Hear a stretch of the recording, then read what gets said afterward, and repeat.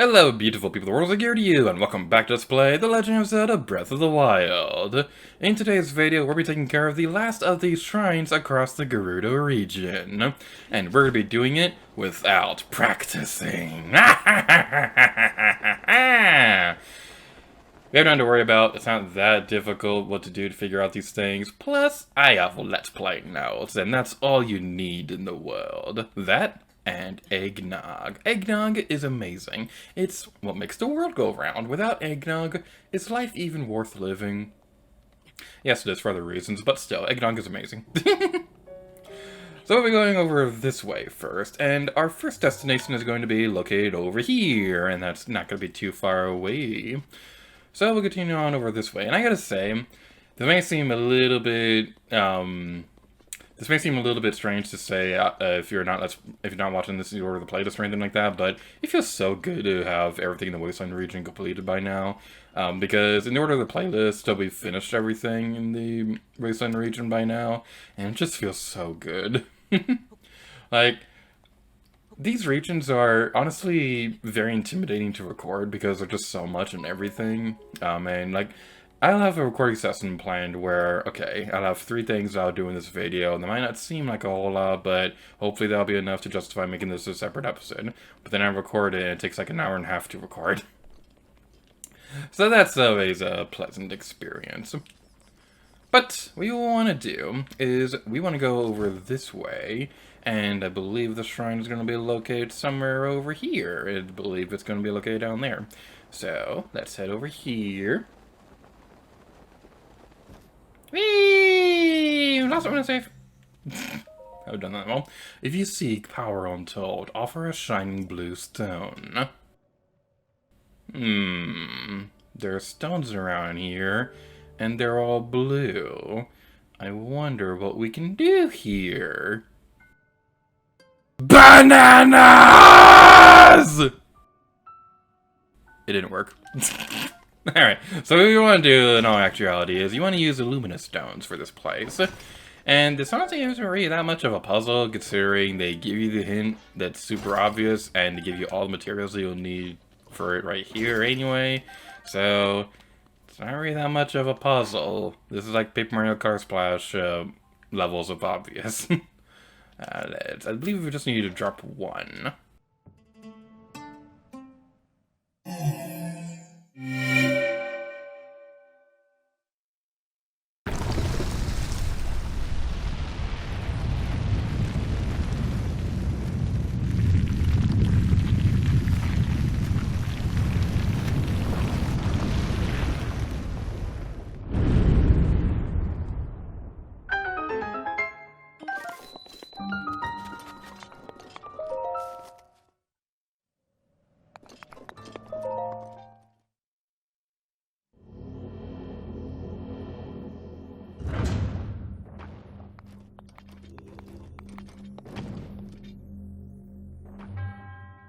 To you, sets foot in the shrine. I am Dantu. In the name of the goddess Idea, I offer this trial.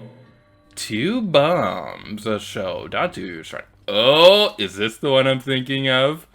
Is this the one I'm thinking of? I think it might be. I don't want to use the flame blade too often because I kind of need that for, you know, not freezing to death when we go across this area. We already have the Worm Blade, but having the flame blade might also be a good strategy. We get a silver ruby, and that's going to be pretty fancy indeed.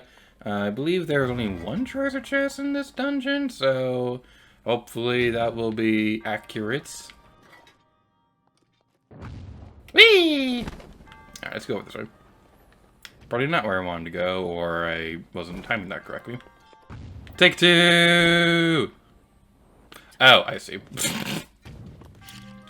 Like I said earlier, I didn't practice at all for this recording session, but let's do this. We'll activate that, and that'll blow up the thingy, and we can activate the door. That was a cool and kind of delayed explosion. So let's head over this way now. And there's going to be another one of those jumping platforms. Is there going to be another treasure chest over here? No, there isn't, but there is a thingamabob. That's such a fun word, thingamabob. Alright, so I see where they're going with this.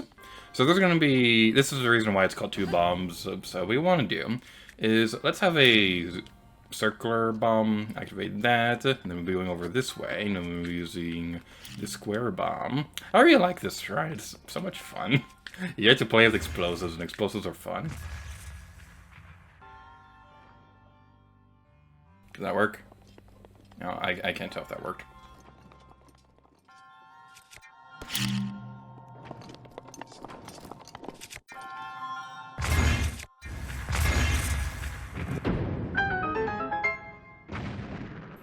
Okay, I tried using a circular bomb that time instead. I don't know if the circular bomb just naturally goes higher than the other ones, but I was noticing the blue one, they're both blue, I was noticing the square one wasn't going as high as the other one did.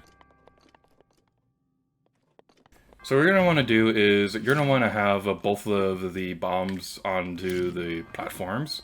One of them will get launched into the cradle thingy, and it's a square one, right?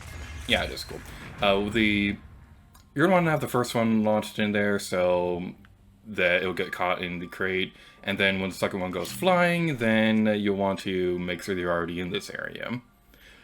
Basically, like we saw earlier, the square bomb will, it doesn't fly nearly as far as the circular one does, so that's what you're going to want to do for the shrine. Now, like I said earlier, I remember seeing this one video where they were able to get Link into that one cage, and they're able to solve the shrine that way. I don't remember off the top of my head, though, so that might not actually be accurate or anything like that. May the goddess smile upon you. Skip.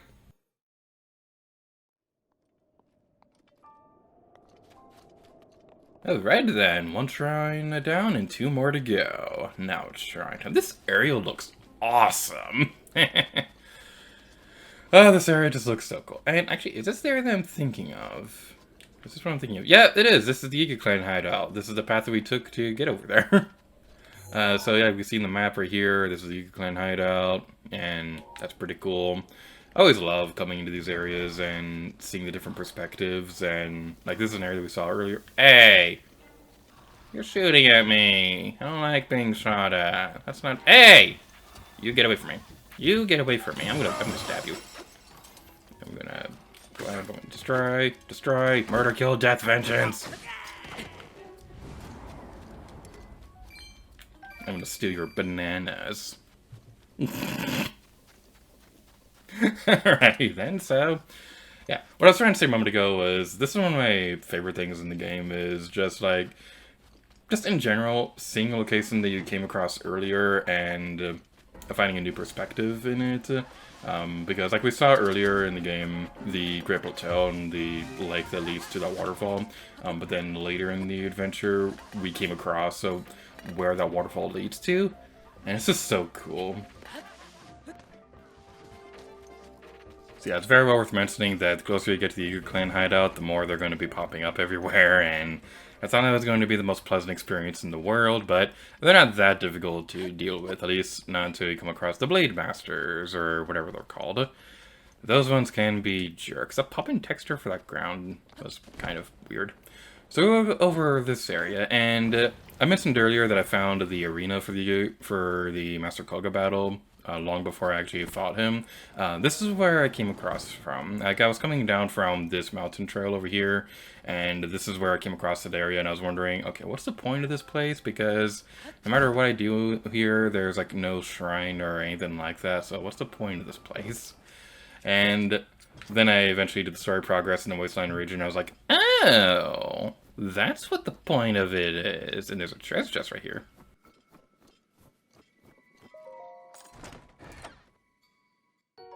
Arrow times 5. Oh no, it's a trap. There were Lizalfos everywhere who were trying to eat me. Do they eat aliens? I think so. I don't want to think about that too much. And with all that fun stuff out of the way, now we can go over this way.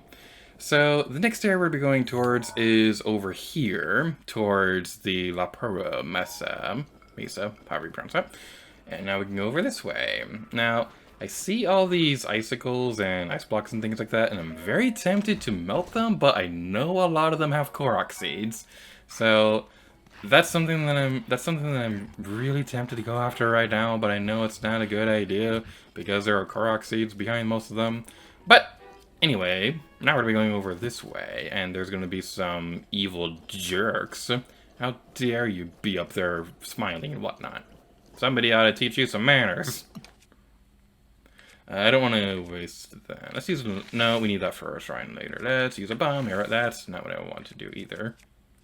Screw it, let's go over here. We're to leave you alone. Hopefully they don't notice us or anything like that. So this right here, this is like a giant ice thing. So what we want to do, we're going to use bomb arrows to blow it up. Blow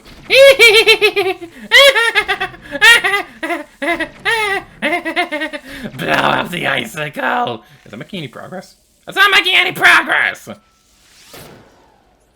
It's a bomb! Bombs are fiery and things like that. How is that not making any progress? Game, how dare you?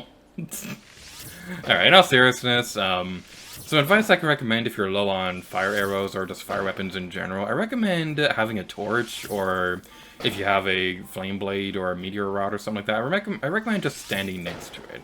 Because it may take a little longer for the ice block to actually melt, but it is going to be worth your time because it will eventually melt all the way. That being said, there's no reason why you can't go to Gerudo Town if you've already made it over here. There's no reason you can't go to Gerudo Town to get fire arrows over there. You should be able to buy enough, and even then, I think Beetle sells fire arrows in some stables and things like that.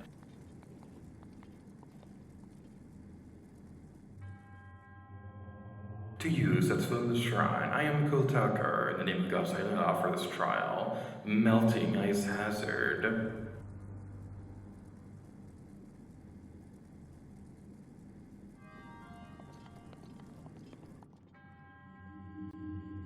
Offer before me a block of ice, only then will the path forward open. Alrighty then. So, just looking over my notes real quick, it looks like there's only one treasure chest in this area. So basically what we want to do, maybe having a flame blade equipped won't work. Maybe the frost blade. I know it's probably not going to help that much, but I just want to see if this is going to... It just makes me feel better. So basically there's going to be a lot of fire hazards in this area, and we need to be careful. So I believe these can be affected by stasis, so that is one thing that... No, it cannot. Okay, never mind. I was mistaken. See what I said earlier? I do admit when I'm wrong, so yay. Except not yay, because I was wrong, and now I'm embarrassed. How will I ever be able to face anybody? Can they be affected by stasis? No, they cannot. Okay, what are we supposed to do right here? I want to test something real quick. I don't know if this is going to work or not, but I want to see if throwing like a metal blade and then using magnesis to push it, maybe that will work. Maybe... No, it is not. Okay. Oh, wait. I'm an idiot. We just need to go just a little bit further ahead because there's a metal block right here we can use to defend ourselves from the fire. Alright, that's not going to block all of them, but it should block them enough to... Actually, what am I doing? We just go like this and just be careful and move it just a little bit more off to the side, and then we'll be able to claim our sweet, sweet wood. I still want to know how difficult it would be to make a perfectly square block of ice like that. Because I know cutting ice and things like that is kind of difficult considering the fact that it's kind of a hard material and you need and at least in like history and things like that, you'd need special materials to cut the ice. But yay for history stuff. So now let's go over this way and block the fire geysers. Whenever I say that word geyser, I think of the scene from Zelda Chronicles because The thing with that game is that the localization for English happened entirely in Nintendo's European localization team. Like Nintendo of America, the most they did in terms of localization was like release the game in North America, which thank goodness because they almost didn't, and that would have been a huge mistake. So, what's down here? Is that just the entrance? It's just the entrance. Okay. So.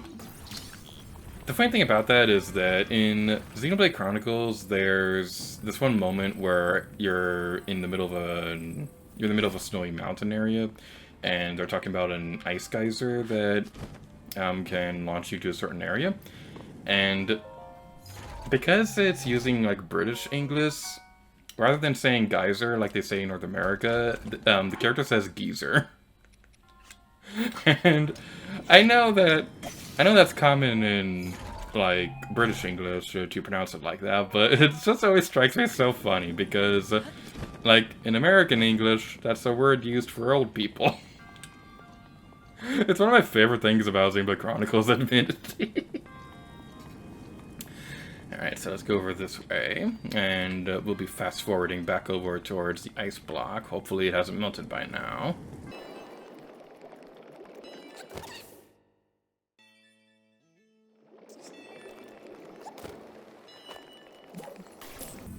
I literally just pointed out this ladder not too long ago, and I already forgot about it.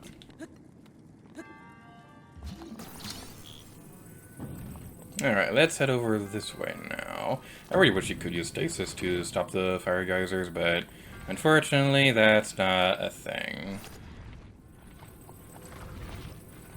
Probably a terrible idea, but I'm gonna see if pushing it past the thing is gonna work. So, 1, 2, 3. Ah! Please work, please work, please work, please work, please work, please work, please work, please work, please work. Whew! I didn't think that was actually going to work, but then it did, and it was awesome! Alright, we got the ice cube, we got it all the way over here with no rap music or flash dancing. Let's bring it over this way and deliver the ice cube. It seems to be a running trend in this area where people want us to deliver ice all over the place.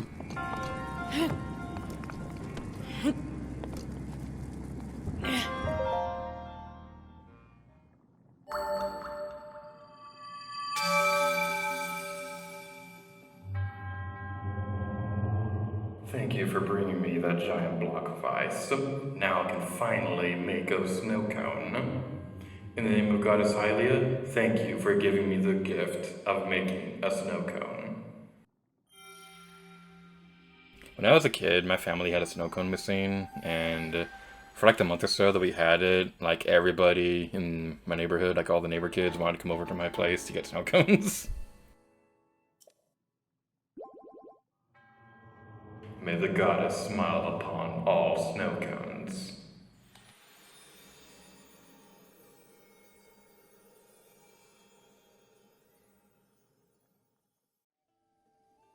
And thanks to the magic of editing, we have now appeared in a completely different part of Hyrule for the next shrine we'll be taking care of. So, over there is the Gerudo region, and this is what the map currently looks like if you want to take a route to get over there. We are currently near a place called the Tabantha Bridge Stable, so that's something that will hopefully help you figure out how to complete this shrine quest and things like that. What is it, my smart man? What you looking at? What could it be? I happen to notice that a section of the cliff face there is in the distance look almost man-made. My smart man, tell me. You could see it too, yes? I would take a closer look if I could get there on my own. Cliffside Etchings. And now, back to the regular video. Because, as you can see, we kind of already completed the shrine quest. But, yeah. Now you can see on screen how to take care of that. So, yay, editing magic, whoosh. So this over here is going to be the final shrine we'll be taking care of in today's video, and there's a giant shocky thingy. So, we're going to be using the tried and true formula of going over here, pulling up the bow and arrow, and blowing ourselves up. Whee! I just wanted to do this so I can get over there just a little bit quicker, because I'm a speed runner, apparently, except I'm not, because I am terrible at speed runs. Now, let's use the electrical arrow, and boom!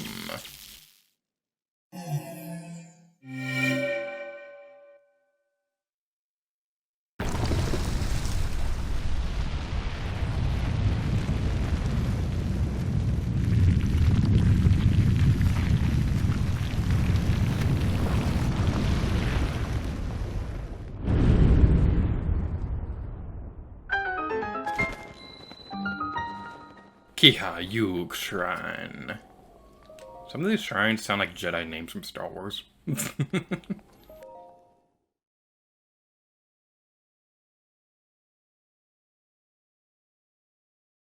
probably never going to get another chance to bring up this idea, but um, one nerd crossover that I would love to see at some point would be like an Avengers versus Star Wars thing. It's never going to happen, but the big reason why I want that to happen is that I want to see a moment where Darth Vader and Thanos are fighting, because like Darth Vader has the Death Star nearby and Thanos has the full Infinity Gauntlet with him. And basically what I want to see happen is like Thanos using the Infinity Gauntlet to throw a moon at Darth Vader, but then he uses the Death Star to blow up that moon.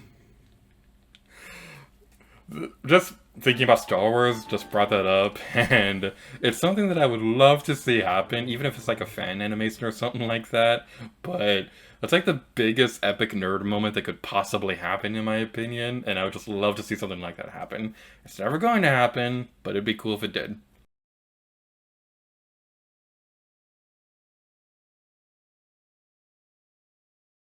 I also wonder, like, this is another random thing that I think about from time to time. One thing I'm curious about is, like, can Wolverine's skeleton withstand a lightsaber blow? Like, if Wolverine was fighting a Sith Lord or something like that, would he be able to survive, like, getting attacked from a lightsaber? Because he has an adamantium skeleton, things like that. Like, I know there's some magical weapons in the Marvel universe that can cancel healing factors and things like that. So that might be the case for like the Force or just like a standard lightsaber. And the same can also be said for like Captain America's shield. Like, would Captain America's shield be able to withstand a lightsaber blow? Because I know the shield, like we saw in Avengers Endgame, that Thanos was able to break it. So it's not completely indestructible and things like that. So I'm curious to see if it could withstand a lightsaber attack. One shield that I think could definitely withstand a lightsaber attack would be like the Hylian shield from The Legend of Zelda. Because the big reason why I say this is because in Super Smash Bros. Ultimate, at the very beginning of the game, when Galeem does that attack that turns everybody into trophies, or spirits, or whatever they're called in the game, in that game, Link's shield is the only thing that can actually deflect Gleam's beams and things like that. So if it can deflect that, a beam that literally obliterates the entire universe and things like that, then there's no reason to believe why a Hylian shield wouldn't be able to withstand a lightsaber attack. In other words, I'm a nerd. So maybe wondering why we're not finishing the video. Well, there is something up here that I have a bit of a story with. These guys! No, I don't. We want to go over this way, and we've seen an enemy like this before plenty of times already. We've fought in a couple of them already. This one in particular is one that I really want to fight because I have a story associated with this one. So we go over this way, and we can see that there's going to be a Lionel over here. Would you get out of here? So we go over this way, and we can see that there is a white-maned Lionel. I want to get a picture of it, but I don't want its butt in the picture. Come on. Use a cute little Lionel. There we go. So this Lionel, this is what taught me how the color tiers work in this game, because I didn't understand it for the longest time. The most I saw was that, oh, there's a Bokoblin over here. We already wasted, Duperk's protection. Ah! Okay, I don't want to waste that because we don't have a whole lot of other ways to keep us warm, so let's... I don't want to waste that. Let's do a stabby. So, my first playthrough, I didn't understand for the longest time how exactly the color tier mechanic worked when it came to the enemies and things like that. Because what I would notice is that there'd be Bokoblins everywhere, and I'd think, oh, this one's just a slightly different color. Okay, it's not that big of a deal. We'll be okay. We can fight this thing easily. It'll be perfectly fine. But then when I came across this area, I was... I'm trying to remember the timeline for the exact events for when this happened. So, around the time my sister came across this area was roughly around the same time my other sister came across the Lionel that you had to fight to get to Veruta.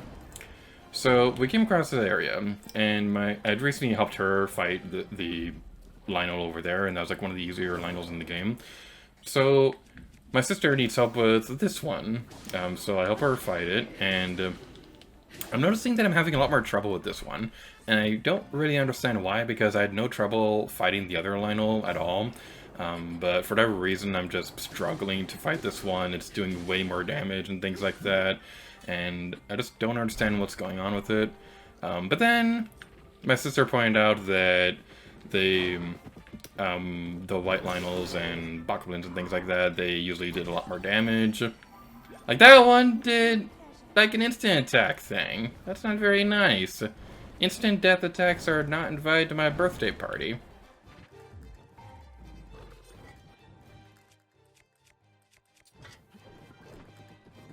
Jump! Okay. So this is basically going to be the same pattern that we've seen plenty of times already, where we're to be doing the backflip and doing that. Actually, you know what? Now's a good time to demonstrate this. So, we recently got Obrosa's Fury, and I'd like to demonstrate just how effective that is on Lionels.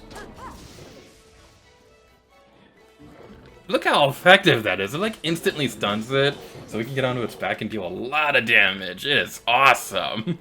Another reason why Obrosa is obviously the superior champion to all of them. She's just so cool. Like, Obrosa is awesome, Obrosa's Fury is cool, and Obrosa is kind of sexy, to be honest. Alright. Come on, come on, come on, come on! Backflip! Oh, yeah! It's kind of cute how this Lionel thinks it can take me. Yeah! Come on, we can do this. We can do it. We can do it. Come on, come on, come on. Do it, do it, do it, do it, do it, do it, do it, do it, do it. This is going by way smoother than I thought it would. This is awesome. It's worth mentioning that if you have an ancient arrow, then you could ooh, that is cool. There's a dragon over there, and it's very well worth mentioning, but not for reasons we'll be taking care of right now. So, if you have an ancient arrow, you could theoretically take care of these enemies in one attack, but at the same time, I don't want to do that because that would also mean losing the different materials that you would be able to get from Lionels and things like that, and I don't want to do that. Alright, and there's going to be a fire attack. Okay. Well, you did that, so let's unleash the powers of super sexy Gerudo lady. Stabby, stabby, stabby, stabby, stabby, stabby, stabby! Okay. You're almost destroyed. You're almost destroyed. We got this. We got this. Come on. Come on. We can do this. Let's finish you off with this one. Let's do that with the Moonlight Scimitar. Alright, come on. Yeah! First try! First try! First try! We did it! We beat you! That took me like an hour or so to beat on my first playthrough, but we did it! Yeah! That was so cool. So now that we're taking care of all of that, we're in this video off here. So thank you all so much for watching this episode of The Legend of Zelda Breath of the Wild. Last thing I'll be taking care of real quick is I want to demonstrate this real quick. This is a dragon right here. We'll be demonstrating why this is important. Can we get a picture of this? That was a terrible picture. But that's gonna make a cool thumbnail for the video anyway, so who cares? Owie. Oh goodness, if we actually die from this, we're gonna have to fight that Lionel again. Okay, we knocked that down, so usually that will drop a dragon scale, so hopefully we'll be able to find one at some point. And who is calling me while making videos? Go away!